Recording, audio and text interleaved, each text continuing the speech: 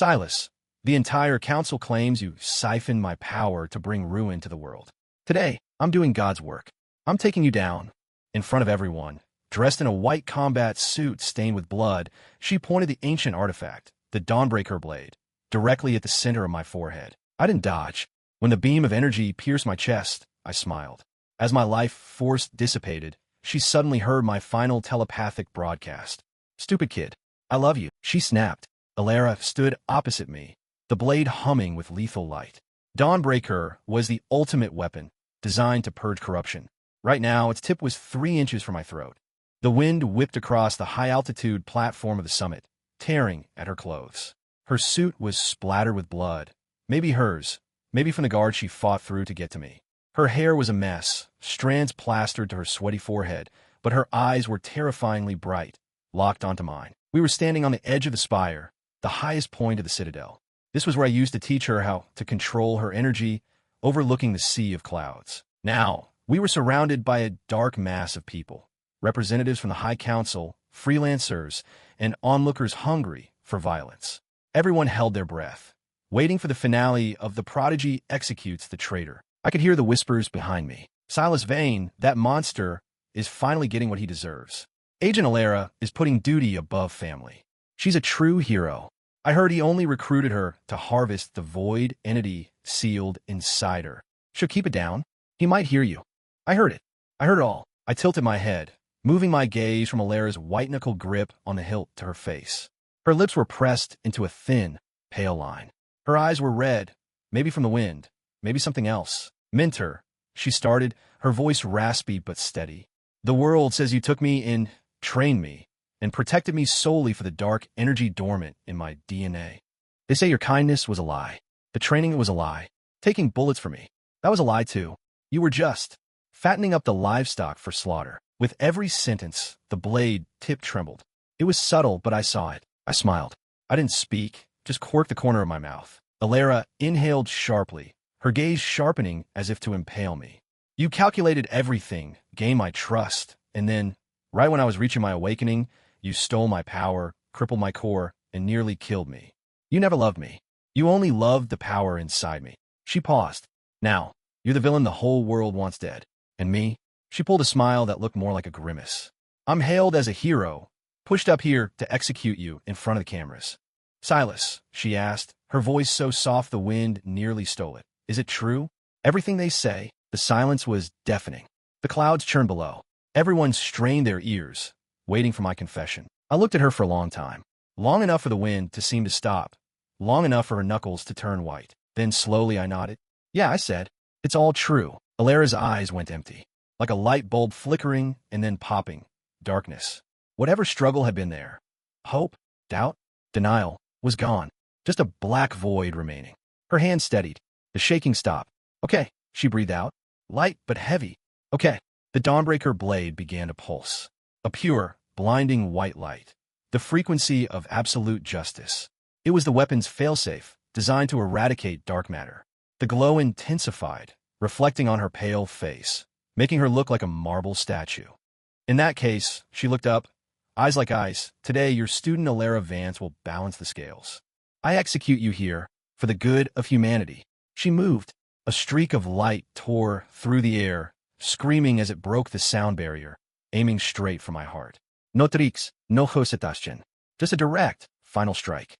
It carried all her power, all her hate, and all her despair. I didn't move. I actually leaned into it. In my peripheral vision, I saw the crowd gasp. Some closed their eyes, some looked thrilled, and others, her new friends from the council, looked relieved. So loud. The energy blade pierced my tactical vest, then the skin. Cold. Then a searing, explosive pain. It started at a single point and detonated through my nervous system. Dawnbreaker's energy was aggressive, rampaging through my veins like liquid fire and liquid nitrogen simultaneously. The dark energy inside me, the void power I'd spent 3 years stealing from her, stabilizing with illegal tech and dangerous rituals, began to riot. It didn't want to die. It roared, trying to fight back. I coughed, tasting copper. Blood sprayed onto my white shirt. A shocking bloom of red. My vision blurred, but I forced myself to focus on her. Elara's face was close. Close enough to see her trembling eyelashes, close enough to see my own broken reflection in her pupils. She looked numb, but deep in those eyes, something was shattering silently. The blade pushed deeper. She didn't stop. The tip exited my back, spraying a mist of blood. The sickening sound of cauterized flesh. I heard it clearly. My strength evaporated. My knees buckled, but I used the blade inside me to prop myself up. Pain. It hurt like hell. Worse than when I first absorbed the void into my own body. But for some reason, I want to laugh. From the day she walked into my gym, I've been planning this. Being kind was a calculation. Training her was a calculation. Taking the hits for her was a calculation. Saying I only wanted her power? Calculation. Stealing her ability, leaving her weak and dying? Calculation. I made myself the perfect villain. A monster who betrayed trust, used a child, and threatened the world. Everything was for today, so that she, Elara, my only student, could kill me in front of the world. Only then would the void curse, a ticking time bomb she was born with, be drawn out by my death and purified by Dawnbreaker's holy frequency. She could live, like a real hero, clean, justified, and free, not as a hazard class alpha, to be feared or euthanized. The blood welled up in my throat. I swallowed it down and grinned at her. Your form. Improved, I rasped. But force distribution is still a little off. Elara flinched. Her grip on the hilt tightened until veins popped on her hand. She stared at me, eyes bloodshot, but refused to cry. Silas, she growled, voice cracking. Do you have any last words? The crowd grew restless. Monster. Still arrogant. Agent Vance, finish him. Do it for the people. So loud. I took a breath, feeling life draining out of the hole in my chest. The void energy inside me was screaming, dying, purified by the blade. It felt like being flayed alive, but my mind was crystal clear. I looked at her, summoned the last dregs of my psychic energy, and fired a telepathic message straight into her mind. Soft, smiling, and relieved. Stupid kid. Her pupils contracted. The thing I loved?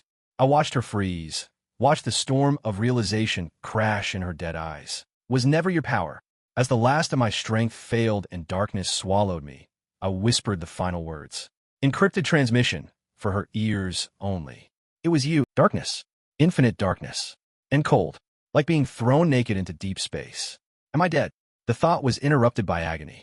Not physical pain, but soul pain. Tearing, crushing. Right, Dawnbreaker is still in my chest. That girl, she really didn't hold back. Good.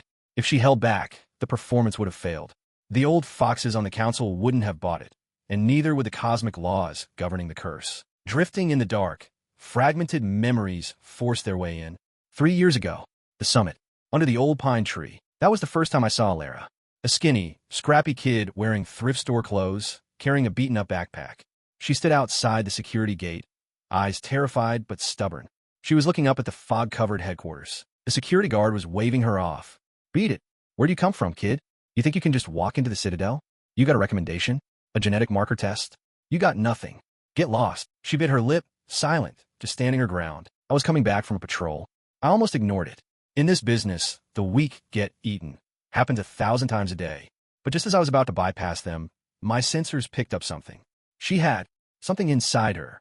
A dark, massive, eldritch frequency, barely contained by a crumbling, ancient seal on her DNA. I recognized the signature from the archives. It was the essence of a dead cosmic entity. The void. It wasn't a gift. It was a curse. No normal teenager should have been able to carry it.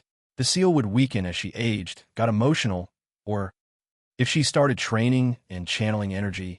Once the seal broke, she'd be consumed, turning into a mindless monster. Then thousands would die, and she'd go down in history as a villain. The guard got annoyed and shoved her. Move! You're blocking the road. The girl stumbled, nearly falling. She caught herself, didn't leave, and looked up at the guard. Still scared, but there was a flicker of fire deep down. In that split second, I felt the seal inside her ripple. Dangerous. I clicked my tongue and walked over. What's the noise? The guard saw me and immediately switched to bootlicking mode. Commander Vane, you're back. Just some stray trying to beg her way in. I waved him off and walked straight to the girl. She looked at me warily, taking a half step back. I crouched down, trying to make my face look less like a hardened mercenary, though I knew I had bad news written all over me. What's your name, kid? She hesitated. Elara. Elara. I repeated. How old? 14. Where are you from? The slums in Sector 4. Why come to the Citadel? She looked up, her black and white eyes locking onto mine. The fear receded, replaced by a desperate courage. To train? To learn. She said, I want to be strong. Why? She went silent, gripping her backpack straps. To protect the people I want to protect. Her voice was quiet but steel hard. So they don't get hurt anymore. I sighed internally. Another kid chewed up by the world. I pointed at the skyscraper disappearing into the clouds. It might not be any easier in there. This life, it's pain. It might be worse than being bullied. It might be despair. She looked at me. Didn't speak. Didn't blink. I knew I couldn't talk her out of it. And I couldn't let her leave. That seal was a nuke. If she stayed on the streets, she'd detonate. Keeping her close was the only way to monitor it, even if the chances of saving her were slim. I stood up, brushing imaginary dust off my coat. Fine. I nodded at the guard. She's with me. Process her. The guard froze. Elara froze. Commander? That's against protocol. She hasn't been tested, and your unit doesn't take recruits. Protocol? I glared at him. I'm a protocol. If there's an issue, tell the director to call me. I turned and walked away. After a few steps, I looked back at Elara, still glued to the spot. What are you waiting for? I raised a brow. Keep up. Don't want to be strong anymore. Elara jolted, her eyes lighting up like she'd seen a galaxy. She nodded furiously and jogged to catch up, her backpack bouncing. Walking ahead, listening to her hurried footsteps, the irritation I felt vanished. Whatever. I picked up a stray. Call it karma. Even though karma and I weren't exactly on speaking terms. My sector of the Citadel was quiet. Just me. I hated noise, so no staff. I put Elara in a spare room. You sleep here. I pointed. Clean it yourself. Buy what you need at the commissary. Credits are on the counter. If it's not enough, ask. Elara stood in the doorway, looking lost. She looked at the clean room, then at me. Minter, what do I do? Clean yourself up first. I looked at the dirt on her face. Showers are down the hall. There are some old tactical shirts in the closet. Wear those for now. Tomorrow, we start energy channeling. Her eyes shined again. Yes, a good kid. Too good. Sometimes I felt she carried too much weight for 14. I had to stabilize that seal. Before she could control the power, nothing could go wrong. But an ancient void seal? Not easy. I raided the archives, hacked into restricted files, and finally found a theoretical solution. A specific chemical cocktail, mixed with my own bioenergy, could reinforce the seal temporarily. But every dose drained my own life force. And it was a band-aid. The seal would eventually break. Worse, doing this linked us. Her condition would directly affect me. I was tying myself to a bomb. I was crazy. A good kid. Too good. Sometimes I felt she carried too much weight for 14. I had to stabilize that seal. Before she could control the power, nothing could go wrong. But an ancient void seal? Not easy. I raided the archives, hacked into restricted files, and finally found a theoretical solution. A specific chemical cocktail, mixed with my own bioenergy, could reinforce the seal temporarily. But every dose drained my own life force. And it was a band-aid. The seal would eventually break. Worse, doing this linked us. Her condition would directly affect me. I was tying myself to a bomb. I was crazy, but watching her sweat in the gym, seeing the genuine joy when she mastered a technique. I thought, maybe crazy is okay. Elara leveled up fast. From rookie to agent, then elite. The seal held, thanks to my medicine and secret energy transfers. She lost the shyness. She started acting her age. When she was tired, she'd steal my protein bars and play dumb when I caught her. Sometimes, watching her practice with the blade, I'd zone out. If it weren't for that curse, just teaching a kid, watching the sunset, occasionally going on a mission, that life wouldn't be bad. Too bad if it doesn't exist. The void was a guillotine hanging over her neck and mine. The seal was degrading faster. My suppressors were losing effectiveness. I had to find a permanent cure. The ancient texts pointed to one option, a suicidal option with a near-zero survival rate. The scapegoat protocol. Find a powerful vessel. Transfer the core of the void curse into that vessel. Then, the vessel takes the hit. The final purification requires absolute justice and heroism. The original host must execute the vessel with a god-tier weapon. The vessel dies, completely wiped from existence. The host gains the glory, the hero status, and a massive influx of positive energy washes away the residue of the curse. Perfect, except for the poor bastard playing the vessel. I looked at the encrypted file, then out the window at Elara training. I sighed. Looks like I'm a bastard. I had to play the long game. Become the villain. Make her believe I was grooming her for harvest. Make her hate me. Only then would her strike be lethal enough, just enough to trigger the purification. I rubbed my temples. What a headache. The darkness didn't last long. Or maybe my consciousness just refused to fade. It felt like sinking into deep water, chaotic sounds filtering down from the surface. First, silence. Shalt. Dawnbreaker was still in my chest. Then explosion. He's dead. Silas is down. Agent Vance actually did it. The world is safe. Check the void readings. Noise. Footsteps swarming. I could feel scanners sweeping my corpse. The council members. Void signature is dissipating. Atmospheric readings are clearing.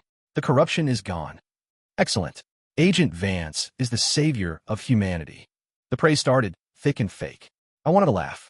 My body was an empty shell, heart destroyed. But nobody noticed. Deep in my core, wrapped in the last shred of my soul, I was holding the heart of the void. I was wrestling it, peeling away Elara's genetic marker. This was the most dangerous part. Detaching her link so the curse died with me. And, reversing the flow, I wrapped the purified power, my own life's work, and sent it back through the connection Dawnbreaker had opened. Payback. Focus. It hurt more than dying. Almost done. Mentor. A whisper cut through the noise. Elara. Her voice was shaking. Mentor. You. She knelt.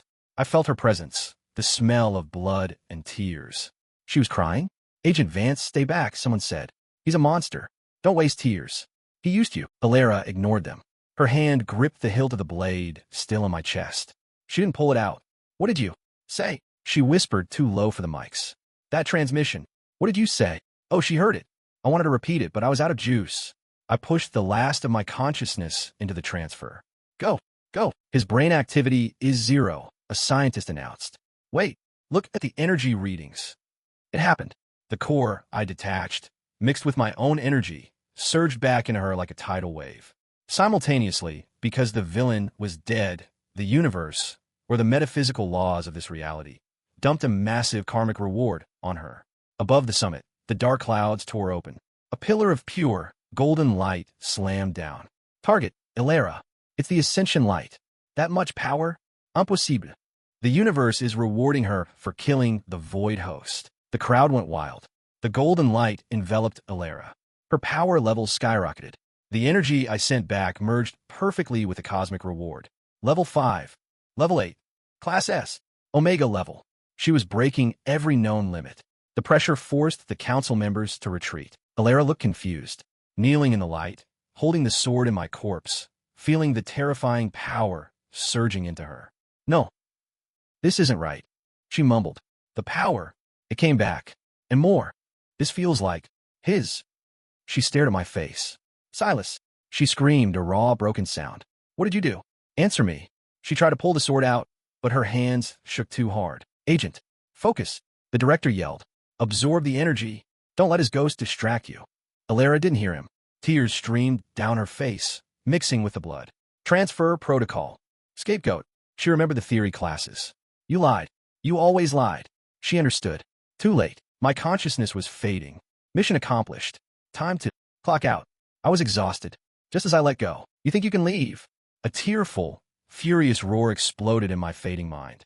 Silas Vane, get back here. Explain yourself. What do you mean? You love me. If you don't explain, you're not going anywhere. A massive tyrannical force, gentle but unyielding, grabbed me. It was her psychic grip, supercharged by the ascension. She locked onto my dissolving soul. She was dragging me back. Seriously? That wasn't in the script. I woke up feeling weird. No body, just a wisp of smoke. I was floating in a warm, golden ocean of energy. Thunder rumbled. Oh, it's Elara. She's undergoing the ascension trial. The cosmic storm that hits when you cross into godhood. Lightning was raining down. She was hovering in midair, her suit in tatters, glowing like a supernova. She swung Dawnbreaker, swatting away lightning bolts like flies. The spectators have fled miles away. From rookie to ascendant in one day. She's a legend. Elara didn't care. She was fighting the storm with one hand and frantically searching her own mind with the other. Come out. I know you're in there. Silas, show yourself. Her mental voice was shaking with rage and grief. I shrank back into the golden energy. I was just a soul fragment now. This girl, why is she so stubborn? She stuffed my soul into her own energy core to keep me from fading. Speak. Her mind poked my soul wisp. I know you can transmit. You called me stupid earlier. I sighed telepathically. Don't make a scene. You're in the middle of a trial. Focus. If you get hit, we both toast. Elara stiffened. She slashed a lightning bolt into oblivion. You are there. She sounded relieved, furious, and heartbroken all at once. You jerk, liar, asshole. A string of very unheroic words flooded her mind. Yeah, that's me. I agreed. So, finish the ascension. Screw the ascension. She yelled, telepathically, thank God. You died. What's the point if you're dead? Who said I'm dead? I tried to sound casual. You picked me up, didn't you? You called us alive. She raged. You're a ghost. A breeze could kill you. Then why did you save me? Because I wanted to. She shouted. My property, my rules. Your property? Since when? Never mind. Don't argue with a woman who is currently becoming a deity. Another lightning dragon crashed down. Elara swung her sword with vengeance. You wait. She threatened. When I'm done with this storm, I'm settling the score. I'm going to heal you. And then, her voice dropped to a whisper. Then I'm going to kill you again. Why? I was confused. Because you lied. She was crying now. You said you loved the power. You let me suffer for 3 years. You made me. She couldn't say the word. So, or even if you kill me again? Yes. Logic was not her strong suit right now. Fine, elaft. You win. Just survive this first. Once you're a god, you can kill me all you want. Elara sniffled and gave a mental nod. She focused. With the cosmic energy and my returned power, she crushed the trial. The final test was the mind trap. Usually, it shows your worst fear. Elara aura flickered. She was afraid. Afraid I was really gone. Afraid this voice was a hallucination. I gathered my tiny strength and projected a thought directly into her hallucination. In her mind, she was back at the execution. I walked up to her frozen self, a translucent shadow. I flicked her forehead. Dummy, I said. I leaned in and whispered. It was you. The nightmare shattered. Elara opened her eyes. Gold fire erupted. The storm vanished. Celestial music played. She had ascended. She landed on the summit. The surviving council members stepped forward to bow. Elara spun around, looking inward at me. Then, in front of the entire world, the new goddess dropped to her knees and wailed. Ugly crying, like a lost child who found her dad. It was incredibly awkward. The dignitaries froze. Elara wiped her snot on her tattered sleeve, walked to my physical corpse, and picked it up. Mentor, she sniffled. We're leaving. She carried my dead body princess style. Goddess. The body needs to be processed by forensics. A brave idiot from the council stepped up. Elara looked at him. One look. The man turned pale, stumbled back, and sat on the ground, terrified. She ignored them all. She leaped into the sky, vanishing into the rift she just opened. Finally awake? I heard her voice. I opened my eyes, metaphorically. I was a hologram floating in her palm. Elara was sitting on a white jade bed. Where is this? The ether. She grinned, poking my holographic face. My ether. You ascended and claimed a dimension. It was empty, she shrugged. Now it's ours. No people. Just a palace and a garden. Just us. Yep. Convenient. For what? Resonance, she said, dead serious. Your soul is weak. I need to stabilize you with my energy. She brought me closer to her face. You need to cooperate, Silas. Before I could argue, warm, golden energy flooded me. My holographic form started to feel solid. That's enough, I transmitted. You just ascended, don't waste power. Worried about me? Her eyes sparkled. Then you do the work. She laughed, pressing my glowing form against her collarbone. Hurry up. Once you're stable, I'm building you a body. With what? Half my source code, she said casually, mixed with the stardust from the trial. And all those artifacts you hoarded from me. I'm melting them down. You can't just give away half your godhood. Watch me. She kissed the air where my head was. You owe me now. Big time. I had no argument. Soul and energy mixed. Time didn't exist here. Eventually, I had weight. I looked down at my hands. Solid. I sat up on the bed. Elara was watching me, chin in hand. Not bad, she smirked. Still handsome. I checked my chest. No escar. You gave me half your power. Yeah. She poked my chest. Ridiculous. I grabbed her hand. You dropped a whole tier of existence. So, she climbed on a bed, crawling over to me. We'll train it back. Together. This is unethical. I'm not your student anymore, she whispered, nose brushing mine. I'm your creditor. Body, power, life. I own it all. I closed my eyes, then opened them. Is it really just us here? Just us. She straddled my lap. Forever. No council. No villains. No heroes. Boring. Not with you. She leaned in. Silas. Yeah. Say what? What you said before I killed you. I looked at her. The empty paradise stretched out around us. I love you. Not a transmission. A real voice. Elara blinked, and a tear rolled down, hitting my chest. It burned. We stayed like that for a long time. Later, I was meditating by a glowing pool. My new body was strong. Ironically, I was now immortal because of her. Elara jumped on my back. Silas. I found something. What? South side. An orchard. The fruit glows. Let's go pick some. and I saw fish in the golden pond. I want grilled fish. You're a goddess now. I am hungry. She dragged me up. Actually, this is nice, she said, holding my hand as we walked on clouds. No one forcing you to be the bad guy. No one forcing me to save the world. I stopped and looked at her. Do you regret it? Regret what? Killing me. Her eyes reddened. She shook her head violently. But don't you ever lie to me again. She gripped my collar. We live together. We die together. Okay. I kissed her forehead. Let's stick to living for now. She pulled me toward the orchard. Fish first. Then we spar. This paradise was going to be noisy. Story complete.